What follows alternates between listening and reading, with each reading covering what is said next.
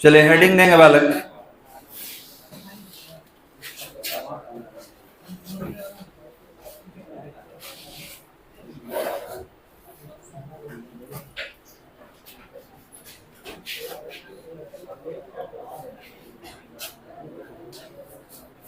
Heading देंगे जो एक पेज छोड़े थे हम लोग कल, उसी में लिखने वाले हैं।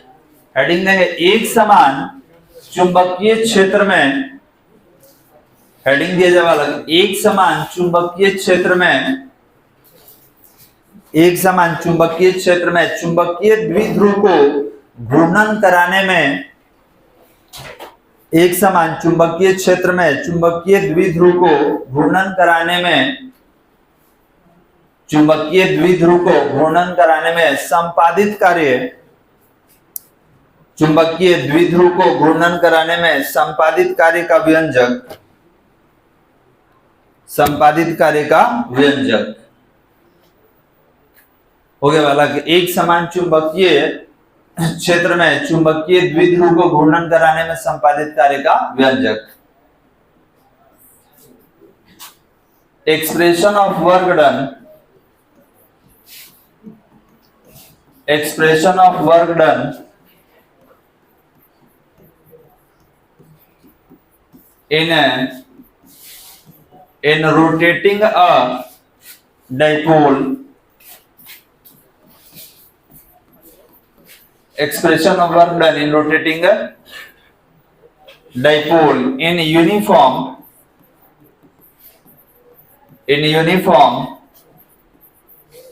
magnetic field, in uniform magnetic field, in uniform magnetic field हो गया बालक। तो हमको क्या करना है कि पहले एक समान चुंबकीय क्षेत्र लेना है और इसमें चुंबकीय द्विध्रुव को घूर्णन कराना है। घूर्णन कराने में जितना आप काम करेंगे वही आपका वर्क डन के लिए डेरिवेशन होगा। तो चलिए इसको हम लोग डायग्राम के माध्यम से पहले समझ लेते हैं और उसके बाद लिखेंगे। अटैच इसको, चलिए तो देखिए बना रहे हैं।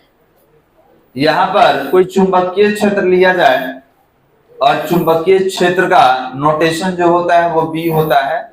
हम लोग इसके बारे में जानते हैं। ये आपका बी हो गया चुंबकीय क्षेत्र। अब यहां पर कोई चुंबक लेना है बालक।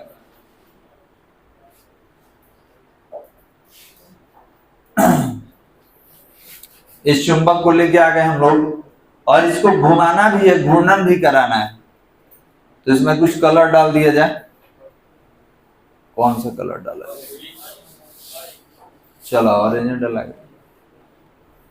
अब इसको घुमा देना है बालक, घूर्णन कराना है। घूर्णन करा दिए। अब इसको घुमाने में जो वर्क डन किए हैं इसी का फॉर्मूला निकालना है। जो घुमाने में वर्क डन हुआ है इसी का फॉर्मूला हम लोग निकालेंगे। तो ये बताइए, कल बात हुआ था इस पर कि कौन कौन बल लग रहा है, कितना लग रहा है और कितना कोण से आप घुमाएं। तो ध्यान देंगे, अगर बात किया जाए बल का तो हम लोग पढ़े थे कि इस पर जो बल लगेगा वो mb लगता है। इस पर जो बल लगेगा ये mb बल लगता है, आगे भी लगेगा और पीछे भी लगेगा। ये कितना होगा mb। अब कितना कोण से आप घुमाए हैं तो ध्यान देंगे, आप थीटा कोण से इसको घुमा दिए हैं। घुमाने में जो आप वर्क डन किए हैं उसी के बारे में हम लोग बात करेंगे। इसका टोटल लंबाई बता दीजिए 12। टोटल लेंथ कितना होगा? 12 होगा। ये आपका साउथ पोल हो जाएगा, यहाँ लिख दे रहे हैं। ये साउथ पोल हो जाएगा, यहाँ पर ये नॉर्थ पोल हो जाएगा। अब यहाँ पर दोनों के बीच का दूरी भी ले सकते हैं हम लोग।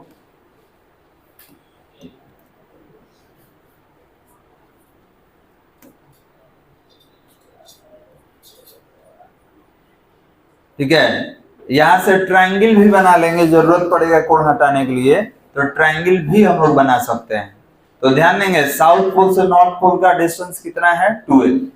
अब इसी के बारे में हम लोग को लिखना है। लैंग्वेज लिखिए तो उसके बाद डायग्राम बनाएंगे। लिखा जाए माना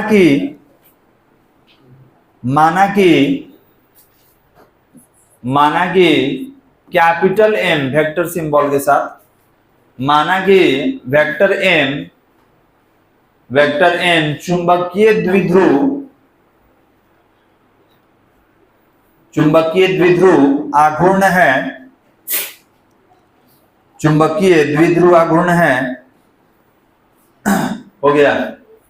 वेक्टर एम चुंबकीय द्विध्रुव आघूर्ण है जो किसी क्षण चुंबक के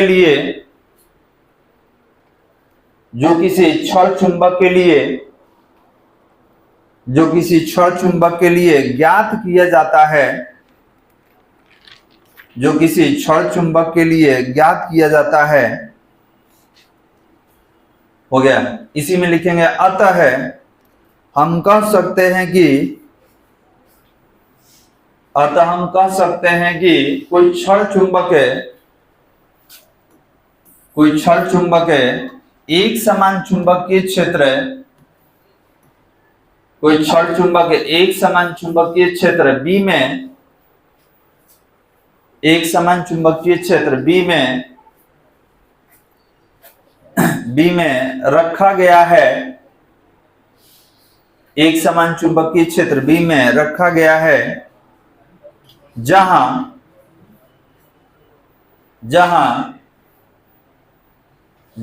चुंबक का ध्रुव प्रबलता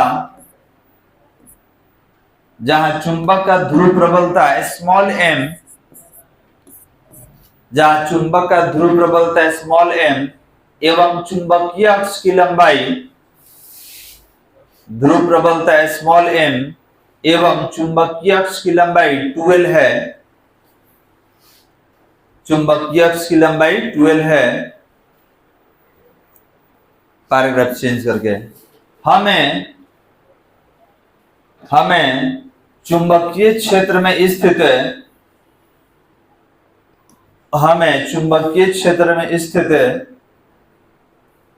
चुंबकीय द्विध्रुव को थीटा कोण से, घूर्णन कराने में संपादित कार्य का व्यंजक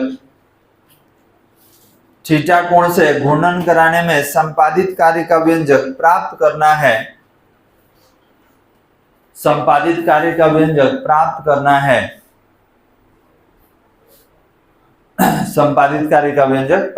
है, कोई दिक्कत बालक? डायग्राम बनाइए।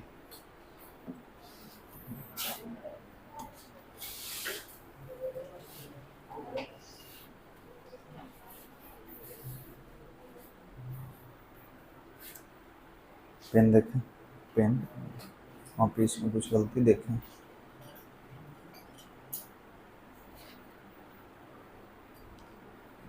हो गया बालक?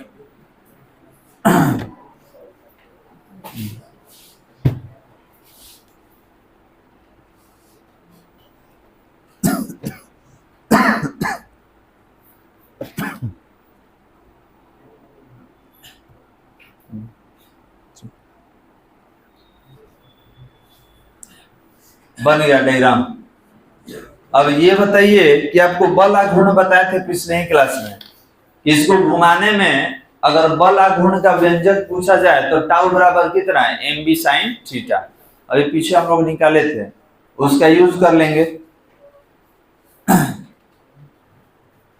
चलिए बोला जाए, लिखेंगे पैराग्राफ चेंज करके।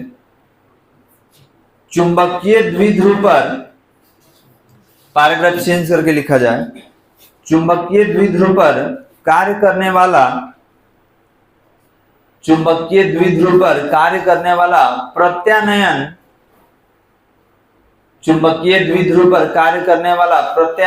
बल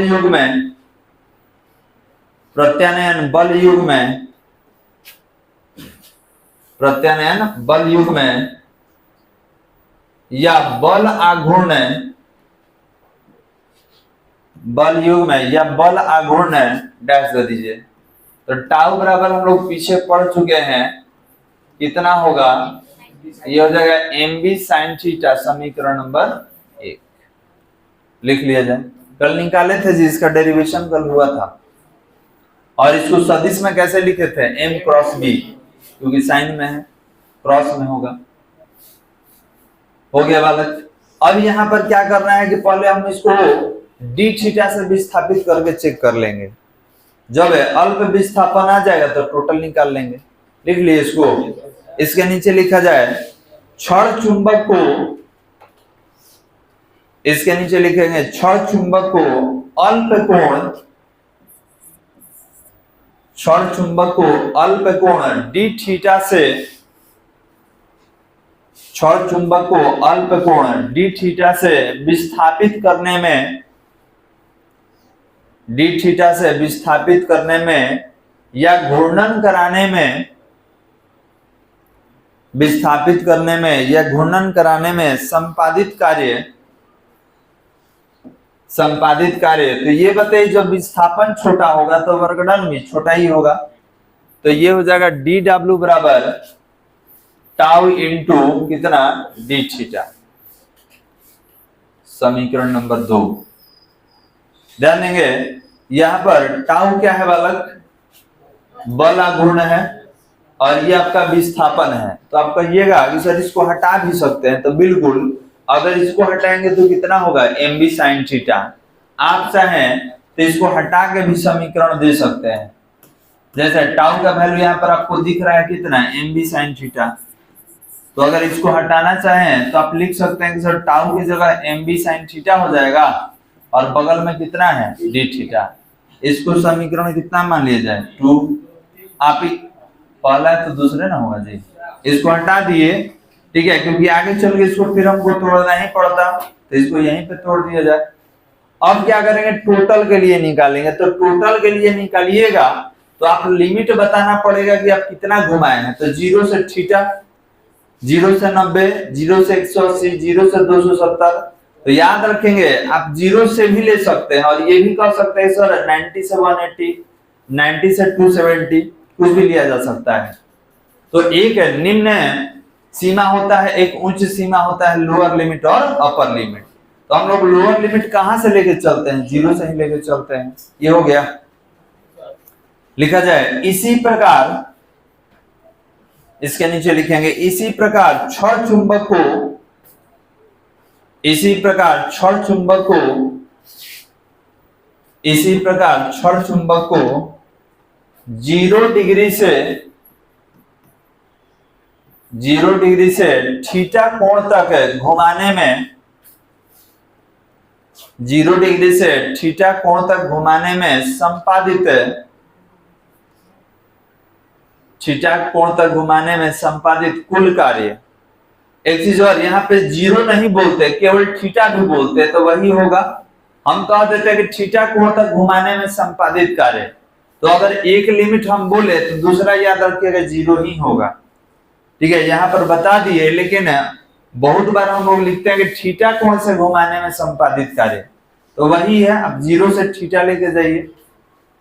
अब क्या करेंगे बताइए, तो समीकरण 2 का समाकलन कर देंगे। ये हो जाएगा डी डब्ल्यू, इधर हो जाएगा समाकलन कितना, m b sine theta into d theta. कहां से कहां तक कीजिएगा, तो आप कहिएगा 0 से कहां तक, थीटा तक। तो डी डब्ल्यू का समाकलन डब्ल्यू हो जाएगा। इसमें अचर का समाकलन नहीं निकलता है, बाहर हो जाएगा। 0 क्यों लिखे हैं, तो आप 0 डिग्री से स्टार्ट किए हैं और थीटा तक घुमाए हैं। आप इसको थीटा 1 थीटा 2 भी लिख सकते हैं। जहां चलिएगा थीटा 1 कहलाएगा, जहां तक जाएंगे थीटा 2 कहलाएगा। चलिए, तो ये हो गया एम बी बाहर, अंदर क्या बच जाएगा, sign theta into d theta. कहां से कहां तक, 0 से थीटा तक। ये बताइए कि W इक्वल टू साइन का समाकलन कितना होता है, माइनस कॉस थीटा। कहां से कहां तक, 0 से थीटा तक। माइनस को बाहर कर लीजिए, तो एम बी ये हो जाएगा कॉस थीटा, कहां से कहां तक, 0 से थीटा तक। यहाँ पर क्या करेंगे, एक बार अपर लिमिट एक बार लोअर लिमिट, मैथ पढ़ाने वाला है। यहाँ पर थीटा की जगह ऊपर वाला रखिएगा तो ये उतना ही रह जाएगा, और ये हो जाएगा cos 0। cos 0 डिग्री का वैल्यू 1 होता है। तो इसको अगर लिखना हो तो W बराबर है -mb और ये हो जाएगा cos थीटा -1, माइनस को अंदर भेज दीजिए तो W इक्वल टू mb और ये हो जाएगा आपका 1 माइनस cos थीटा। यही तो है आपका वर्क डन। कितना था पीछे समीकरण? ये हो जाएगा 3। यही आपका वर्क डन है बालक। और एक के जगह आप cos थीटा 1 भी लिख सकते हैं और cos थीटा की जगह cos थीटा 2। एक और है, इसको ऐसे भी लिख सकते हैं हम लोग, W इक्वल टू mb और ये हो जाएगा cos theta 1 minus cos theta 2। ये कब होता है? जब वैल्यू नहीं रखते, जीरो नहीं रखते और थीटा नहीं रखते, तब ये आता। तो याद रखिएगा, इको हम लोग यूज करते हैं ज्यादातर जब वो जीरो से नहीं चल के कह देगा कि हम 90 से 180 चले हैं। ठीक है, तो याद रखिएगा ई फॉर्मूला तभी यूज होगा जब आप 0 डिग्री से चलेंगे। लेकिन कोई कह देगा 90 से 180, 180 से 270, तो इस स्थिति में ये यूज कीजिएगा। जहां से चलिएगा वो थीटा 1 कहलाएगा और जहां तक जाएंगे वो थीटा 2। चलिए लिख लीजिए तो बालक। कहां तक हुआ था? यहां तक हो गया था ना? यहां से लिख, यहां से 1 मिनट, यहां से लिख।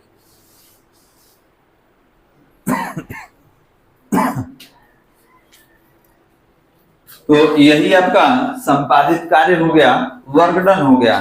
याद रखिए, ये विद्युतीय में भी हम लोग पढ़े थे। जब विद्युत वाला पढ़ रहे थे तो वहां पर P था, PE 1 माइनस cos थीटा। यहाँ पर MB है, M मतलब चुंबकीय द्विध्रुव घूर्ण, और वहां पर था विद्युतीय द्विध्रुव घूर्ण P 1 माइनस cos थीटा। अब इसे और आसान रहा याद करने के लिए, इस विद्युतीय चुंबकीय में ज्यादा अंतर नहीं है, केवल बल का अंतर है और द्विध्रुव घूर्ण का। बाकी कोण तो वही है, निकालने का तरीका भी वही हम लोग का।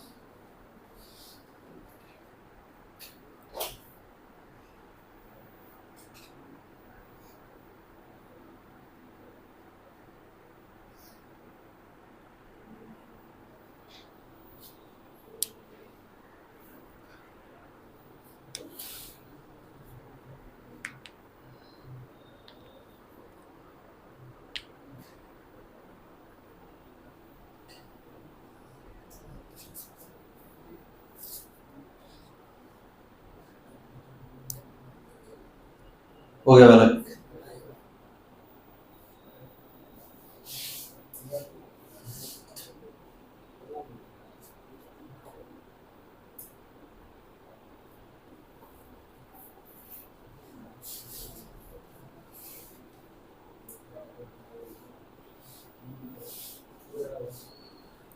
आगे बढ़ाते इसको। इसको भी लिख लीजिएगा, ये भी इसी का फॉर्मूला है। ये कब आता है? जब जीरो नहीं लेते और थीटा, तब ये आता।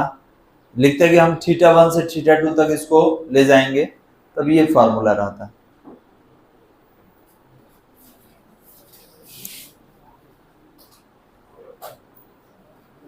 बोला जाए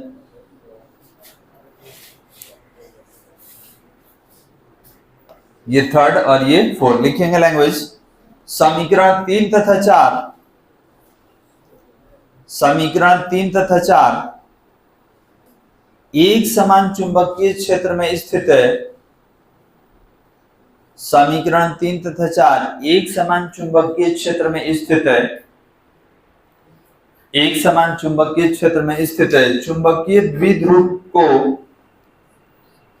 एक समान चुंबकीय क्षेत्र में स्थित है। चुंबकीय द्विध्रुव को या क्षण चुंबक को,